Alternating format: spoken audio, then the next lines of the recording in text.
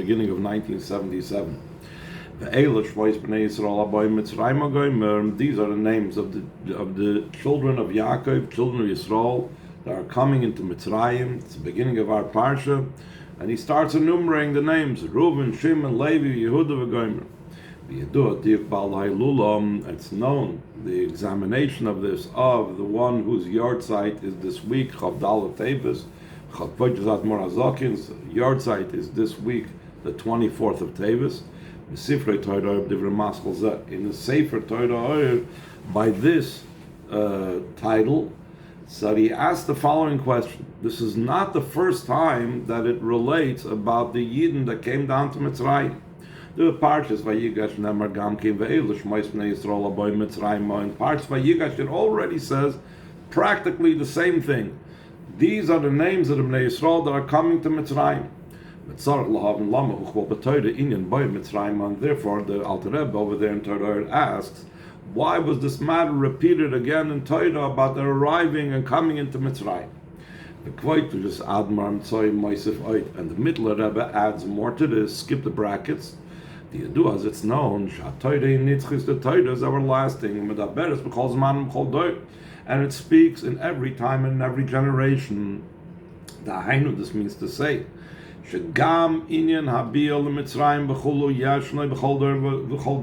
also the idea of coming into Mitzrayim is something to be found in every generation.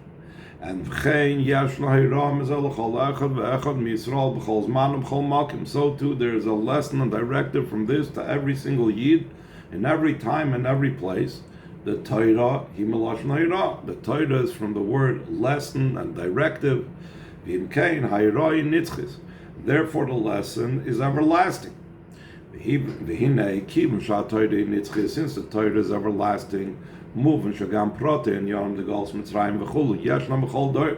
therefore it's understood that also the specific matters of Gols Mitzrayim is to be found in every generation. So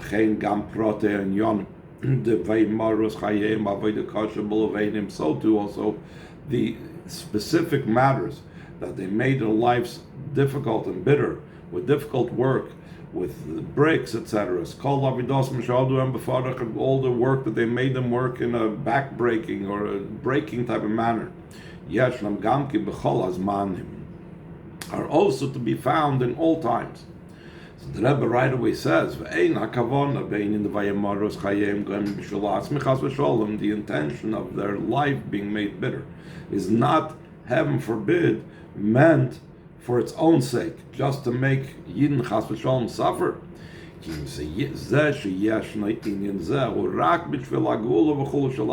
The reason why this exists is only for the sake of the redemption that follows the difficulty that they are having in Mitzrayim. Like it says, that Hashem told Yaakov Avinu, I will descend with you to Egypt. And I will raise you up, I will also raise you up. Meaning that the descent is connected to the ascent. The entire purpose and intention in the descent to Mitzrayim, etc., and with all the negative things involved in being in Mitzrayim, it's only so it should be afterwards that I will also raise you up afterwards. So now he's going to explain more in detail about this. The idea behind this is, the Niksiv, it says in the Pasuk, Yored Yoradnu, descended, we have surely descended. There are two levels of descent. So too in thy redemption it says, I will raise you up, I will also raise you up. Beis aliyas, there are two ascents. So b'chlolos, in general, Beis yeridas v'aliyas elu, these two descents and these two ascents, koyal gulas Mitzrayim v'agula asida, it's referring to the redemption from Mitzrayim and the future redemption. Seemingly,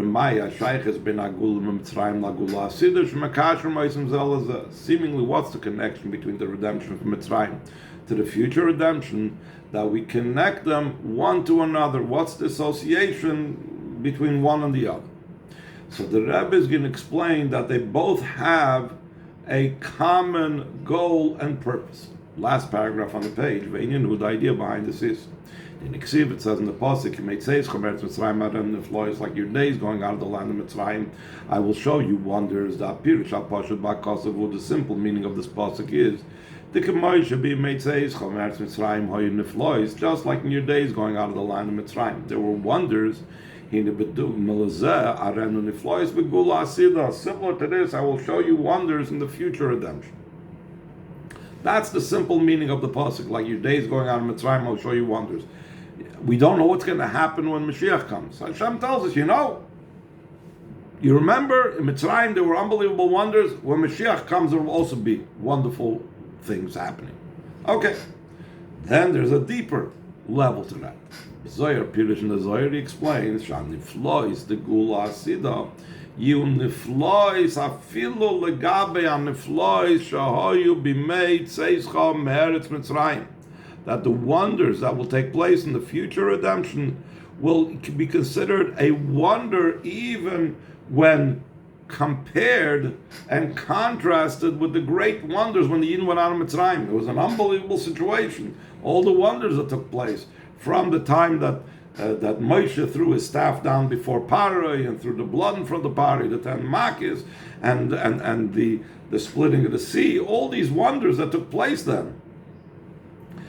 These will all pale in comparison to the wonders that can be when Mashiach comes. Mashiach comes, it will be wonders in comparison to the wonders of Mitzrayim. Even so, the Rebbe says, even though we're saying that what's going to take place when Mashiach comes is considered a wonder even in comparison to what we experienced in Mitzrayim, from the fact that you compare both types of wonders, the Mitzrayim, Vagula Sida of Mitzrayim, and the future redemption, Zelazah, one to another. Moving, it's understood, there must be an association in their inner content, not just a wonder here, a wonder there, miracles, whatever. There must be some inner connection, inner common denominator. Not only that they are similar to each other, because in both there are wonders. Because they are similar in their inner meaning and content.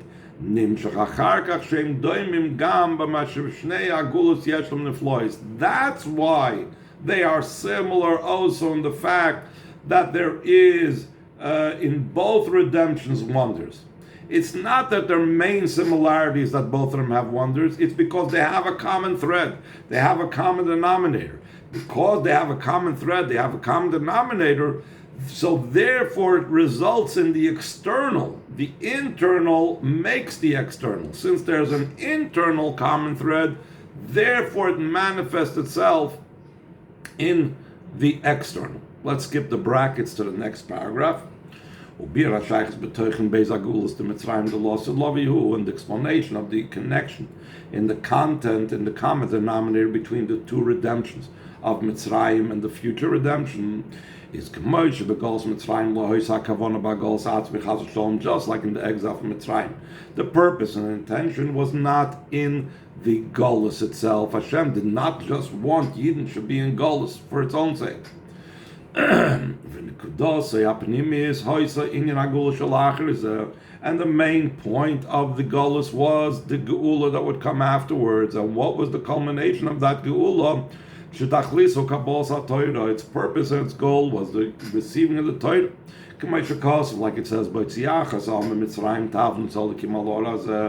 Moshe Rabbeinu was told on Har Chodev that when you will take the people out of Mitzrayim, you will serve Hashem on this mountain on Har Sinai, where the burning bush took place, where Moshe was first revealed to Hashem.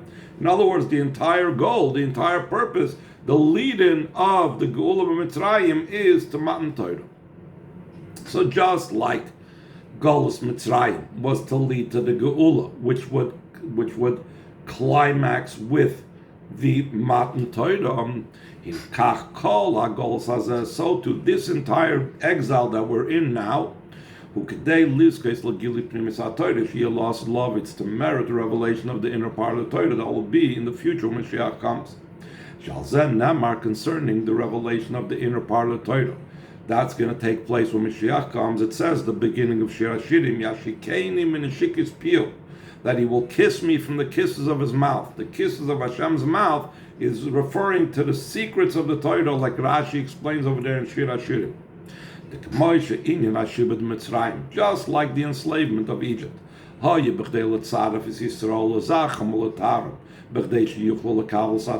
purpose of the enslavement was to refine the Yidden, to purify them, to cleanse them, etc., that they should be able to be worthy and on a state where they can receive the Torah. It's likened to an iron furnace, a smelter, that's used to be able to extract precious metals from all types of dross, that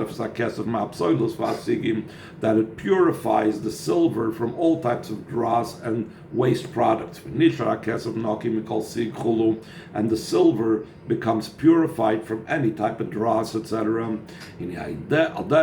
Similar to what Mitzrayim was, a preparation for Matan Torah, similar to this, through this final exile, we merit the revelation of the inner part of Torah, and not just any type of revelation, but it comes down such a way that says in Tikkun Zohar that they will derive sustenance from it. What's it mean, deriving sustenance from the inner part of Torah? In a way that it sustains them and feeds them. What does that mean, sustains them and feeds them? The inyan zehu amitis aparnos kol echad v'Yisrael, that the inner part of the Torah becomes the true sustenance of every single Yid. And what's the idea of sustenance and food? It's something that's internalized in the person, not like a house or not like garments that's external. Until it even comes down to his foot. It says that when there's something of delight and enjoyment, so it actually makes the foot expand, like the whole story with Rabbi Yochanan ben Zakkai and Vespasian, etc. The Rebbe spoke about it on a previous occasion that year. That's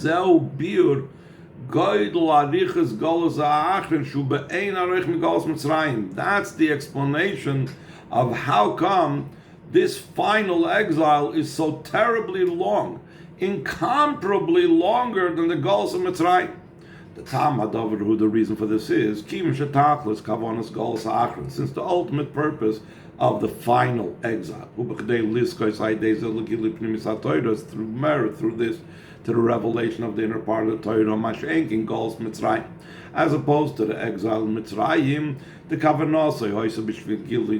Torah canal, that the purpose of the exile in Mitzrayim was for the sake of the revelation of the revealed part of the Torah at Har Sinai with Aser Sadibras, like we mentioned before.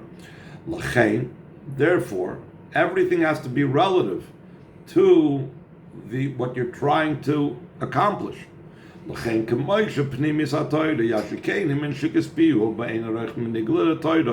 the inner part of the Torah, which we said before is hinted in Shir Hashirim as kissing me from the kisses of his mouth, is incomparable than the revealed part of the Torah, so to exile.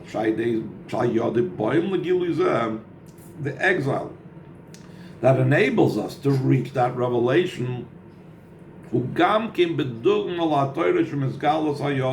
has to be similar to the Torah that becomes revealed through it.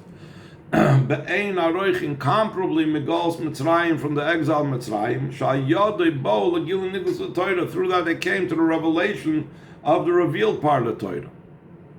That's why it's so much greater, because the exile, because the revelation of Pnimis HaTorah is so much higher. So now he's going to explain what's the difference. The nigla, the Torah, the revealed part of the Torah, is a Torah that comes in a very bounded and limited fashion. It's very finite. Everything is in its place. There is a certain amount of laws. There is a certain amount of details, etc., etc. As opposed to the inner part of the Torah,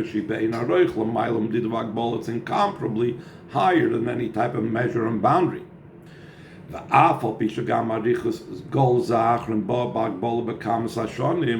you could say it's not really quid pro quo. The length of the Golus is still limited in quantity. There's only a certain amount of years how long the Golus is going to be. When we're talking about how long the Golus is, this final Golus, we're not just referring to the length in time alone, but rather also its length qualitatively in the great suffering and the problems of Mashiach, especially in the birth pangs of Mashiach, which are like in the Chavli Leda, literal birth pangs. That the tzaris and the suffering of this last Golus, they're incomparably worse than the suffering in the exile Mitzrayim.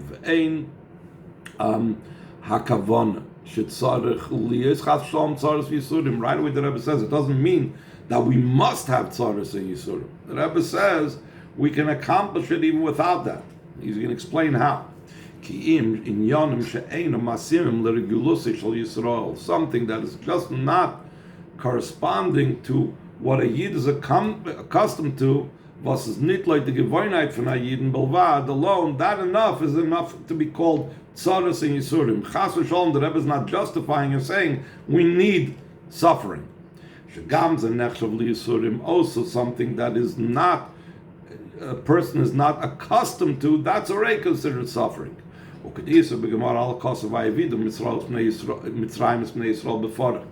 Gemara brings on the pasuk that Mitzrayim made the Jewish people work befarach with breaking labor. So the Gemara says, what was this breaking labor? They switched. They made men do women's work and women do men's work. Seemingly, what's so terrible? Though women's work should seemingly it's a lighter, it's less labor intensive. The isha tosh koicha, because a woman is weaker than a man. For a man to do woman's work, it's considered breaking labor. Since it's not according to their habit. So from here we see that suffering does not mean necessarily pain and suffering the way we imagine, even if it's something that we're out of our comfort zone, that makes us uncomfortable, that we're not used to, that's also called suffering. So the Rebbe is saying we don't need terrible suffering to be able to reach the revelations of Mashiach's times. How much more so when you come to something that is not according to what any single Yid is accustomed to, it'll be considered great pain and suffering. How much more so from the story of Nebuchadnezzar, that the Chazal say there was a story, the Gemara relates how when he heard that there was there was a message to him from Hashem, so he went forward, even though he's a king, he said, come to me. He went forward 3 steps, because he went out of his custom. A king is not one to get up and walk 3 steps just in honor of someone else. By doing that, he merited to have the reign of Bavel to go on for him and for his son and his grandson for 3 generations. We're talking about a reign that was the ultimate way. The Nebuchadnezzar was a superpower. So if Nebuchadnezzar, just by going out of his comfort zone, merited such a great type of thing, how much more so when we speak about a single Yid, a Yid who is my firstborn. You are children to Hashem your God. The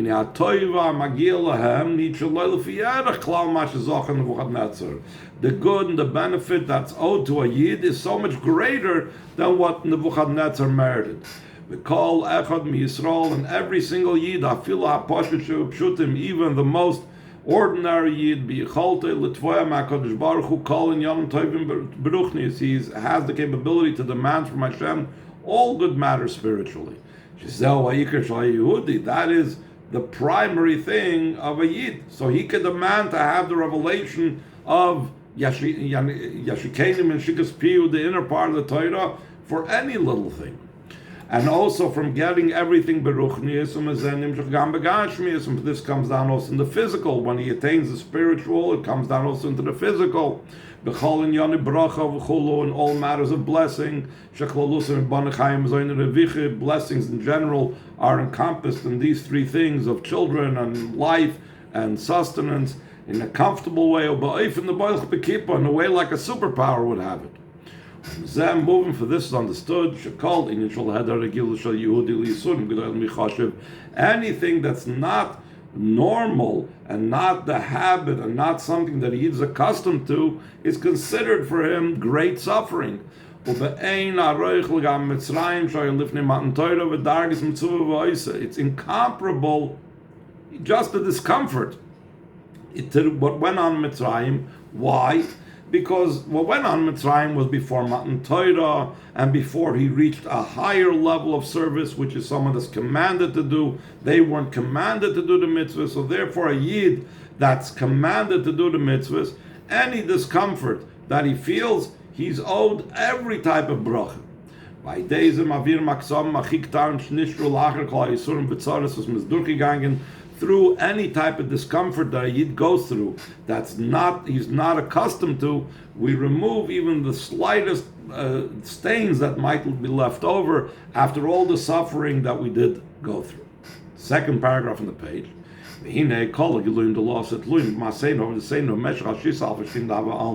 All the revelations of the future times are dependent on our actions and service throughout the 6,000 years that the world existed. That's the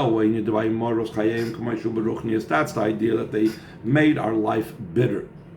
The way it's in the spiritual sense, this physical sense we already explained before.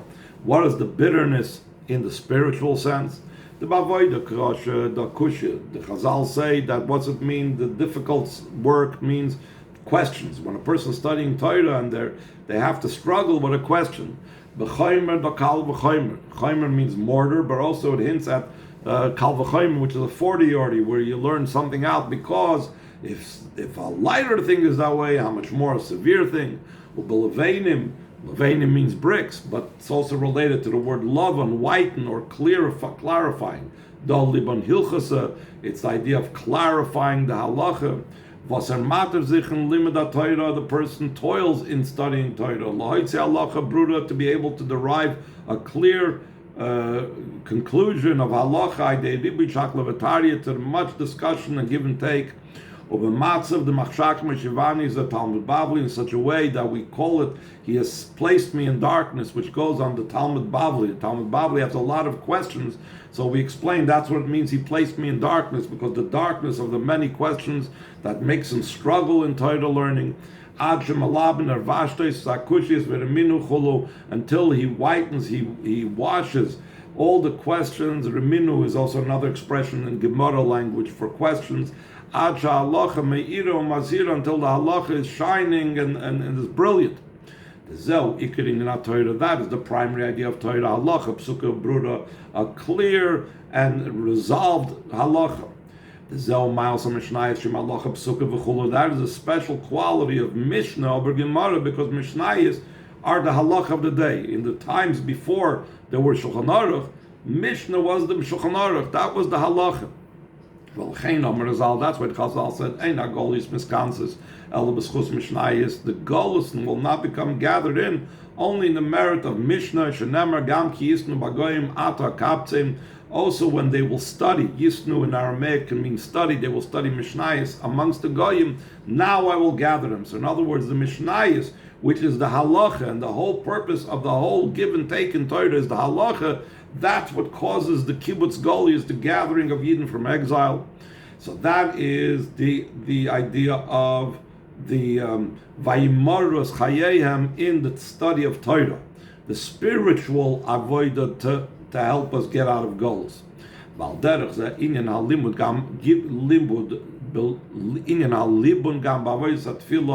Also the idea of the whitening and cleansing, that we cleanse our soul, we clarify our nefesh habahamis, we refine our nefesh habahamis, and the avoid of davening kemevur b'Torah Chaim, like it's explained in Torah Chaim, the Mittler Rebbe.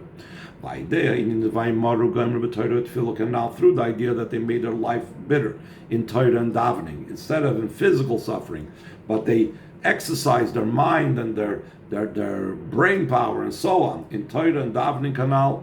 In the machlifim, if our bite yisuri goes achren, we exchange all the type of suffering of the toil of Torah study and the suffering and toil of davening, instead of physical suffering of this final exile. Next page, Vazel Mashakosov, this is what it says, Elush, Velish, Bnei Yisrael, this is the names of the Bnei Yisrael. Sha'idei in the Shemus Bnei Yisrael, Poilim Hagula Shalachres, through the idea of the names of the Bnei Yisrael, we effect the redemption that follows it. What is the idea of the Shemos? What's the names about? The Indian Shemos Bnei Yisrael, the idea of the names of the Bnei Yisrael is Kedisah Medrash, like it's brought down in Medrash. The Reuven, Shimon, Nachsen. Reuven and Shimon descended into Mitzrayim. Reuven and Shimon Salkin, that Reuven and Shimon rose out of Mitzrayim. Shaloi Shin was Shemam, they did not change their names. So the Rebbe uses this in a very interesting way. Many times we say that even though they may not have kept other things, but their names they kept very strong to. Here the Rebbe says, no, the point is that even their names they didn't change. Not only did they keep everything else, but even their names they didn't change. Not only did they stand strong on core matters of Torah mitzvahs, not only did they stand strong on general Torah mitzvahs, rather also on matters that of just extra care of Torah mitzvahs. Until even the degree that they wouldn't even change their names. How much more so that by them there was the idea of Torah mitzvahs themselves, the way it was supposed to be. So for sure they had the Torah mitzvahs the way it's supposed to be. So too in this final goals, that we stand strong even on simple matters, like not changing the name, how much more so when it comes to other matters of Torah mitzvahs that we for sure stand strong about. So if we stand strong about all these matters, so this is what brings about the Geula. Now the Rebbe again brings it back to what we're talking about, that the preparation for Mashiach's times is also in our Torah. So too, it's an idea of Torah. It's also related to the idea of names. Torah is also the idea of names. What's the association? The entire Torah is called names of Hashem. As the Chazal say, every word in the Torah is another name of Hashem. We affect Amshacha of these are the names. Now, like we said before, the the entire Torah are considered like names of Hashem. We know the 600,000 letters of the Torah that correspond to the 600,000 Yidden. These are all names of Hashem. Amongst these different combinations of the letters of the Torah, HaKadosh Yoser, the most holy of these combinations of all the names of Hashem, is Hashem Hashem V'Shein Nimchakim. There's 7 names of Hashem that may not be erased. Elikim, Yudkei Vavkei, Adnai, Kael, etc. These are the most holy of all the names. Umehem Gufa B'chinas Shmaya Gadol. Amongst them itself, this greatest name, this great name, which is Yudkei Vavkei, is even higher than all the names. Shazel B'chinas Hagilui D'La'asi, the revelation of Hashem's holy names, especially His great name, is the revelation of the future time. Shepoilim Ayidei Ha'avoida D'Achshav Kanal. We affect this through our avoida now, like we said before. And this drawing down of His great name, already took place in the days of Chanukah. Then it was, like it says in Alanisim, to praise and to give thanks to your great name. So we see that already Hashem's great name was even revealed then by Chanukah. in an everlasting manner. It says that these candles will never cease, not like the natives in the Beis Hamikdash or the Karbonis in the Beis Hamikdash, that with the destruction of the Beis Hamikdash they ceased, but the natives Chanukah are everlasting, meaning that also the idea of the great name of Hashem that was revealed in Golus in the times of Chanukah is also everlasting. Yet, so what do we need to have the Geula? But the difference is Avlam Shacha Zui Behel. But this revelation of his great name that takes place during Chanukah is in a concealed way. The revelation of his great name will be in the future time when Mashiach comes. In the descent itself, there are two levels. First, before I think an idea, the idea is there sitting in my brain, but I'm bringing it out. Anytime when we reveal something, that's considered a descent. So first stage of descent is when my thoughts, my ideas come down, revealed in my mind into thought. And a lower descent of my ideas, of my seichel, is when my intellect comes down. Also, in the letters of speech, that's even further descent, as Chassidus always talks about it, that to be able to explain something to someone else, one needs to minimize the idea, can't explain it the way they understand it, and so on. Also in the avodah of Torah and davening, there is these two levels. There's the idea of thinking thoughts of Torah, and then there's an additional idea of speaking words of Torah. Like it says in the pasuk, they are life. The Torah is life for those that, the simple meaning is to those that find it. To those that express it in their mouth. In other words, it's not just enough to learn Torah in their thoughts, but one has to also express it with their lips. The ideas are even more so. Torah has to become expressed in all the 248 limbs and organs. As Chazal say, if the Torah is set, meaning it permeated all the 248 limbs, then it is something that's kept, then it's something that will remain with you. Then it's not something that you can forget, at least not easily. So we see that in Torah there's the descents of machshava and dibur and so on. So too in davening, though davening is an avoid of the heart, so it's internal. It's not supposed to be spoken seemingly. The Gemara says, what is considered an avoid of the heart? It says, you should serve him with all your heart. When the Torah talks about avoid, it usually refers to the avoid in the Beis Hamikdash. What type of avoid involves the heart? The Chazal say it's going on davening. So even though it's a heart thing, it's an internal thing, it's an emotional thing, an intellectual thing. There still has to be also speaking the words of davening. One cannot just daven by reading it with their eyes. It says that actually verbalizing and saying the words of davening removes all types of blockages and obstacles. And the Rebbe compares it to something else. It's not exactly the same thing, but similar to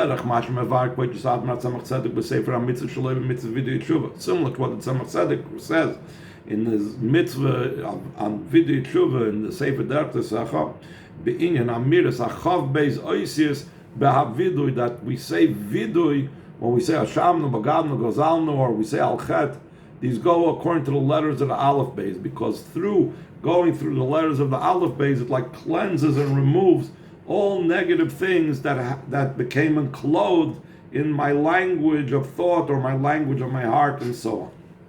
So the Rebbe concludes, that's the idea of the redemption. It's about drawing down his great name into the two levels of thought and speech. That in the spiritual world, They are Ba'almin Stimin Deloyis Kalian. These are the concealed worlds that are not revealed. Alma Diskasir, the concealed world. It's similar to letters of thought. Just like my thought is not something that's revealed to others, so to the spiritual realm, those worlds that are beyond revelation, that is called the level of thought. And then it comes down also Ba'alma Dizgalia, and the level of drawing down his great name that takes place by the Gula Sida also comes down the revealed world. Shubadugma Loisadibur, similar to letters of speech. Just like my speech is something that's revealed to another, so too this is also coming down his great name in the level of speech. The drawing down of the two levels, the drawing down of his great name in the two levels of the concealed world and the revealed world.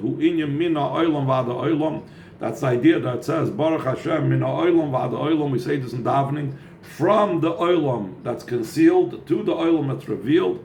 And how does that take place? How they goyel rishon through the first redeemer, which is Moshe Rabbeinu, who goyel achron shares the same avoida with the final redeemer Mashiach, the Karev mamash, speedily mamash.